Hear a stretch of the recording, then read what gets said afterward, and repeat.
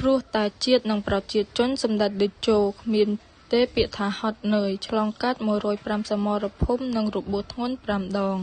លោកជាធិរិទ្ធអ្នកនាំពាក្យសម្ដេចតេជោនៅថ្ងៃទី22ខែធ្នូឆ្នាំ2025បានសរសេរសំណេរដ៏មានអត្ថន័យបែបនេះថា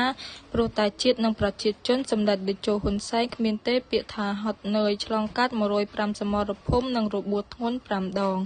លោកជាធិរិទ្ធបានកត់ត្រាសំខាន់ៗនៅបេសកកម្មរបស់សម្ដេចតេជោក្នុងបុព្វហេតុប្រជាជន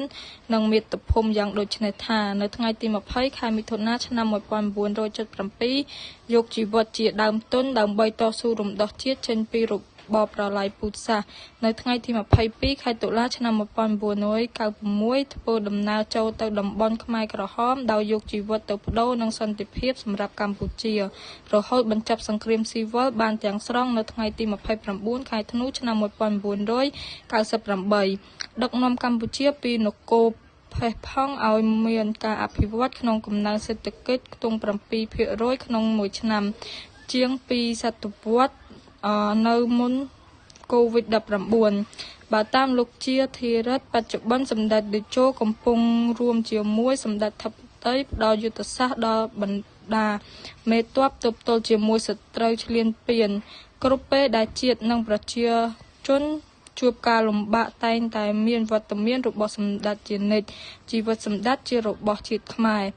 អ្នកនាំពាក្យសម្ដេចតេជោរូបនេះបានគូបញ្ជាក់ថារាល់ពេលប្រចាំការលោកតែងតែតំណាងឲ្យសហការីស្ដាប់ពីបទពិសោធន៍ក្នុងភ្លុកភ្លើងសង្គ្រាមនិងដឹកនាំប្រទេសដោយលោកតែងរមាស់ជារឿយថាជីវិតហ៊ុនសែនមិនសមបើ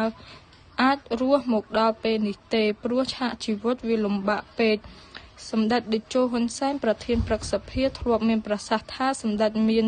តែជីវិតប៉ុណ្ណោះធ្វើជាដើមទុនដើម្បីរំដោះជាតិនិងប្រជាជនចេញពីរបបប្រល័យពូជសាសន៍ប៉ុលពតប្រសិនសម្ដេចស្លាប់នាពេលនោះតើនឹងមានអ្វីកើតឡើងនាពេល45ឆ្នាំកន្លងមកនេះ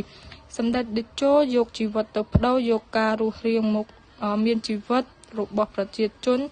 យកជីវិតទៅប្តូរយកសន្តិភាពជូនប្រជាជនតាមរយៈនយោបាយឈ្នះឈ្នះយកអំណាចទៅប្តូរជាមួយសន្តិភាពនិងការអភិវឌ្ឍរយៈពេលវែងតាមរយៈផ្ទេរការដឹកនាំពីជំនាន់ចាស់ទៅកាន់ជំនាន់ថ្មីសម្ដេចតេជោមានប្រសាសន៍ថាចូលចងចាំថាគ្មានជោគជ័យឬលទ្ធផលណាមួយដោយគ្មានការបង់ថ្លៃឬការលះបង់នោះឡើយ